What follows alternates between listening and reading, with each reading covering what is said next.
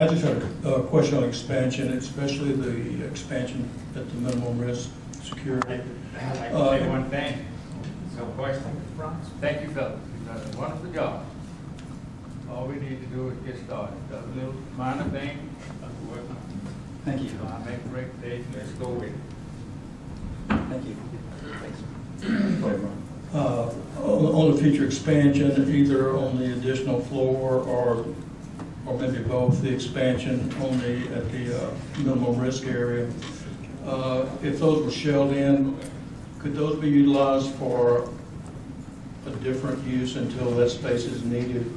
Such as storage or? Such as storage, or if you're displacing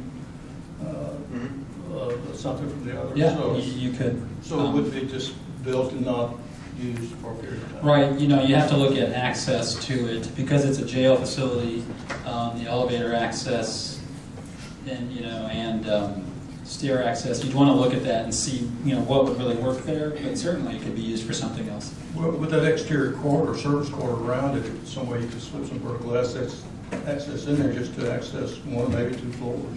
Let me get you to hold the thought for just a minute. We need to change the tape. I'm through.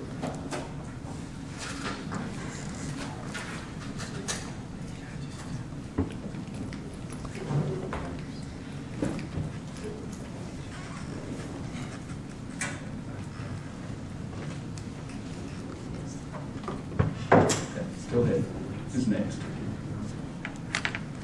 Judge, I have one, if you don't mind, is it okay? Yes. Parking, what are we gonna do about parking?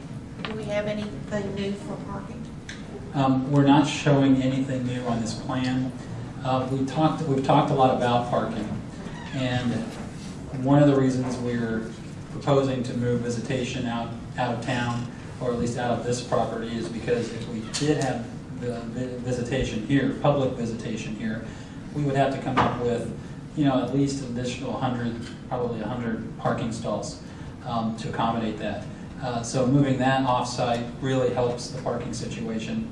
The people that currently park in the tower that's adjacent to the Carlton building will be relocated, going with the administration and law enforcement offices where they go. So that really leaves us with jail staff needing to park to the south of the existing jail, and it looks like that'll be pretty adequate for what you need. Where they currently? Where they currently park. Yeah, and Kurt, if you just elaborate a little bit, you did look at parking and did price it for 200, a 200 space, 2-level parking garage. It would run roughly 2.8 million or so. That's correct. And it just depends on where the rest of the current occupants of that building go. Correct.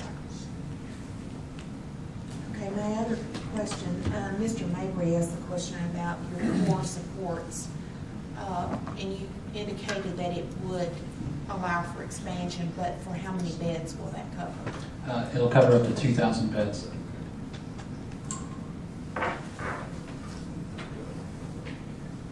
Additional questions? Yes, sir, I have a couple.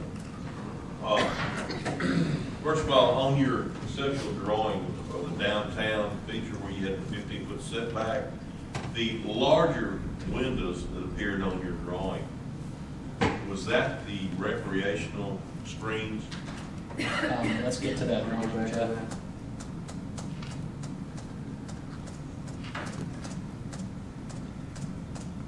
Right. Okay, yes, the large rectangular areas, those are the outdoor recreation screens. Now, as Larry mentioned earlier, part of that would be solid wall, the bottom approximately 8 feet, and then above that would be either louvers or screenings that would let natural light in, because that's how we're getting natural light into the housing areas. And I agree that we have to have that. The problem in touring the Tarrant County facility, they had some problems with people hollering down the streets at citizens as they walk by. And being this building is going to be fronting Broadway, I don't believe this. We need to look at correcting that problem. I've seen that, and what I understand of that facility is that their louvers look down so that inmates can actually see down onto the street. They do. In this situation, you wouldn't have that. we'll be situating the louver fins so that you can't see down, you can see up to the sky. So you wouldn't know, or the inmates wouldn't know, who's passing by, so they wouldn't catcall. Yep, my second question is on the Sally Port. Do we have options there where that can be expanded in the future? I think y'all said earlier in your presentation you had 15 parking spaces in there. We currently have, I think it's 11, plus there's parking all the way along that wall where buses can park, but also squad vehicles can park. If you look up there, area I'm talking, wow, what's going on? Well, it went to a line. Okay. This area here, you could parallel park all the way along. I think down here we have 11 stalls in this space.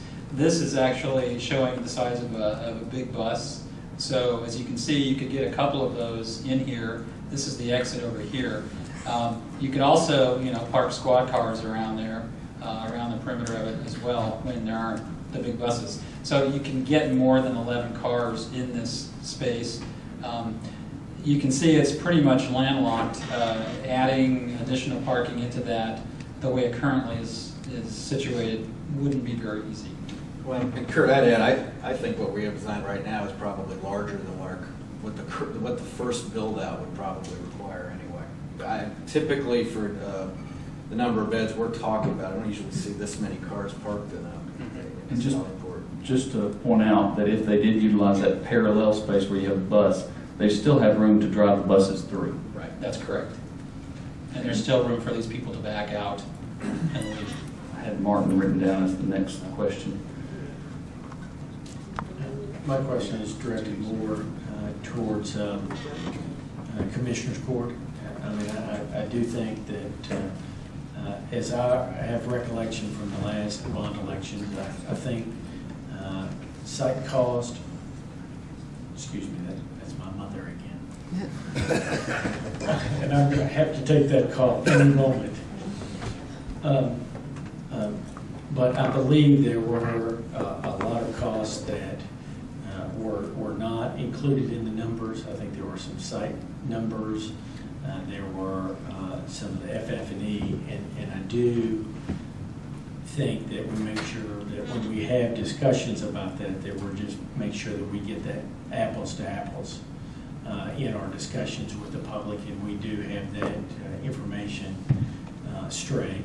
And I do commend you for, now she's leaving a voicemail. I do commend you for making sure that all the data was and all the numbers were presented in the information that you provided, so we can go back and we can do some apples to apples look at that, and I think we should do so. Let's go back to Commissioner Van Ness. I cut him off. Didn't mean to.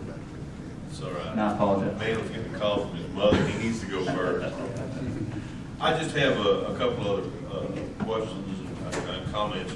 The square footage of the property room, I think is going to be very adequate, especially since y'all explained, because when I first wrote this note down, I didn't know if y'all were already incorporating it's kind of like a dry cleaner.